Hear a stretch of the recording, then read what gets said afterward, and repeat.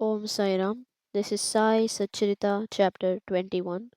Stories of V.H. Thakur, Anantrao Patankar, and Pandarpur Pleader. In this chapter, Hemad Pant relates the story of Vinayak Harish Chandra Thakur, B.A. Anantrao Patankar of Pune, and a pleader from Pandarpur. All these stories are very interesting, which, if very carefully read and grasped, will lead the readers onto the spiritual path. Preliminary. It is a general rule that is our good luck in the form of accumulation of merits in past births that enables us to seek the company of saints and profit thereby. In illustration of this rule, Hematpant gives his own instance. He was a resident magistrate of Bandra, a suburb of Bombay, for many years. A famous Mohammedan saint named Pir Mauluna was living there, and many Hindus, Parsis, and many others who followed different religion used to go to him and take his darshan. His Mujawar, priest, by name Inus, pressed Hemadpant many a time, night and day, for going to see him, but for some reason or other he was not able to see him. After many years his term came and he was called to Shirdi, where he was permanently enlisted in Sai Baba's Darbar. Unfortunate fellows do not get this contact of the saints. It is only the fortunate ones that get it. Institution of Saints. There have been institutions of saints in this world from time immemorial. Various saints appear, incarnate themselves in various places to carry out the missions allotted to them. But though they work in different places, they are, as it were, one. They work in unison under the common authority of the Almighty Lord, and know full well what each of them is doing in his place, and supplement his work where necessary. An instance illustrating this is given below. Mr. Thakur. Mr. V.H. Thakur, B.A., was a clerk in the revenue department, and he once came to a town named Vatgaon near Belgaum, SM country, along with a survey party. There he saw a Canary saint, Appa, and bowed before him. The saint was explaining a portion from the book Vichar Sagar of Nischal Das, a standard work on Vedanta, to the audience.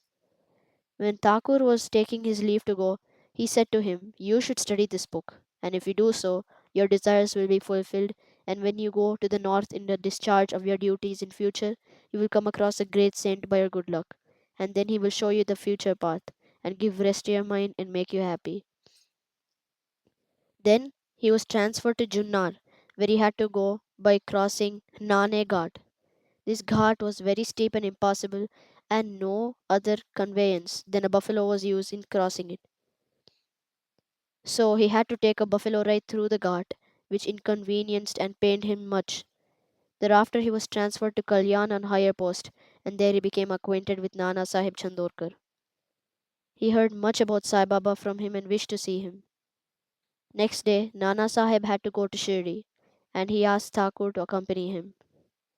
He could not do so as he had to attend the Thana civil court for a civil case. So Nana Sahib went alone. Thakur went to Thana, but there the case was postponed. Then he repented for not accompanying Nana Sahib. Still he left for Shirdi, and when he went there, he found that Nana Sahib had left the place the previous day. Some of his other friends, whom he met there, took him to Baba. He saw Baba, fell at his feet, and was overjoyed. His eyes were full of tears of joy, and his hair stood on end.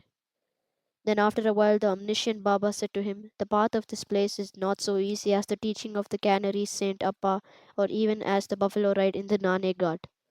In this spiritual path, you have to put in your best exertion, as it is very difficult."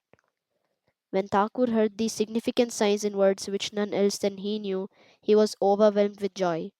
He came to know that the word of the Canary Saint had turned true.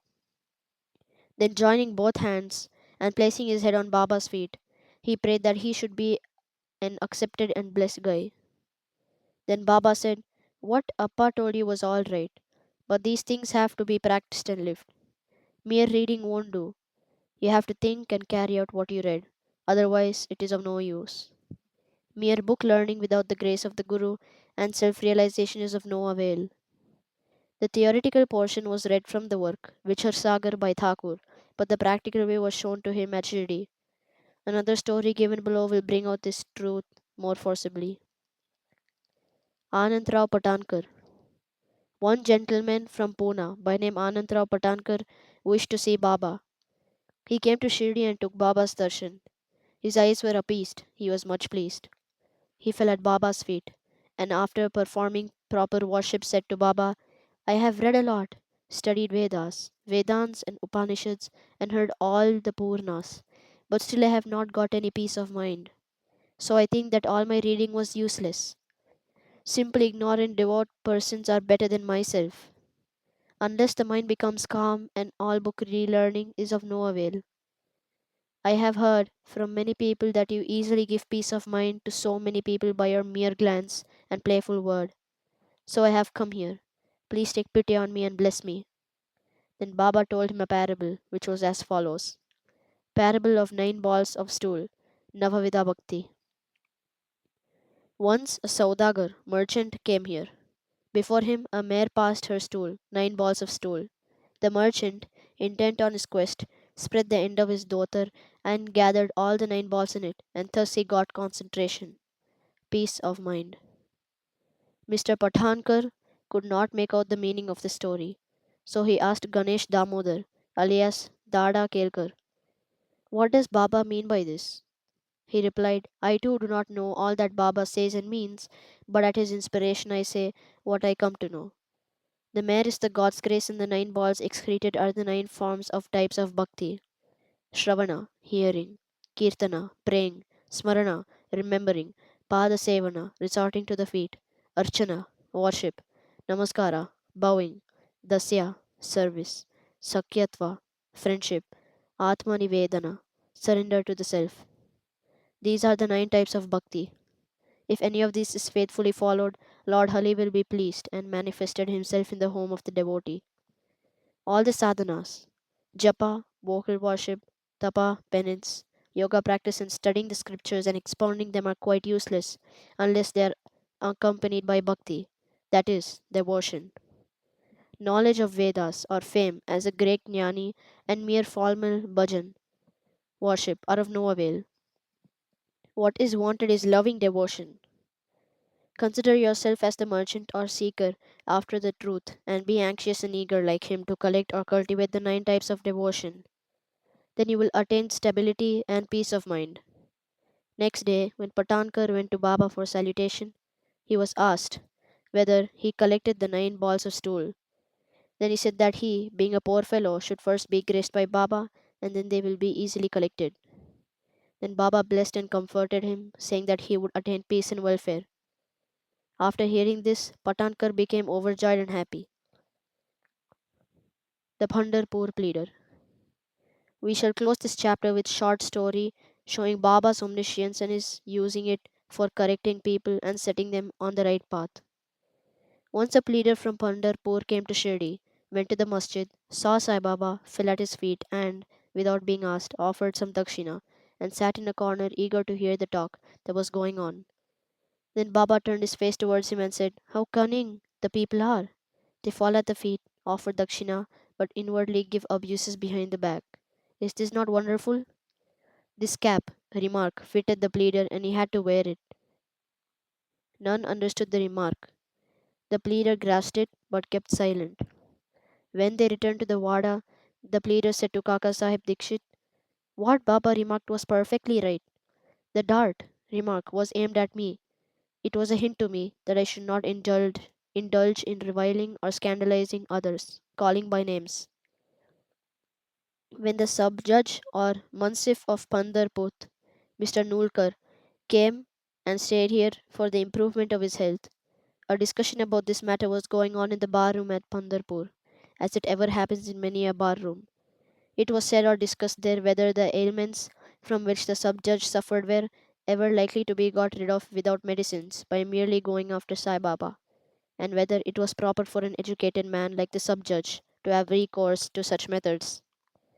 The sub-judge was taken to task, that is, he was spiritist as also Sai Baba. I also took some part in this affair, and now Sai Baba showed the impropriety of my conduct. This is not a rebuke to me, but a favor and an advice that I should not indulge in any scandal or slander of others, and not interfere unnecessarily in others' affairs. Shirdi is about 100 kos. Kos is equal to 3 miles, distant from Pandharpur. Still, Baba, by his omniscience, knew what transpired there in the bar room. The intervening places, rivers, jungles, and mountains, were not a bar to his all perceiving sight, and he could see or read the hearts of all. There was nothing secret or veiled from him. Everything, far or near, was plain and clear to him as broad as daylight. Let a man be far or near, he cannot avoid the all pervading gaze of Sai Baba. From this incident, the pleader took the lesson that he should never speak ill of others, nor unnecessarily criticize them. This, his evil tendency, was completely got rid of, and he was set on the right path. Though the story refers to a pleader, still it is applicable to all. All should, therefore, take this lesson to heart and profit thereby. Sai Baba's greatness is unfathomable, so are his wonderful Leelas. His life is also such, for he is Parabrahman, Lord God incarnate. Bow to Sri Sai, peace be to all, and this brings us to the end of Sai Satcharitra, chapter 21.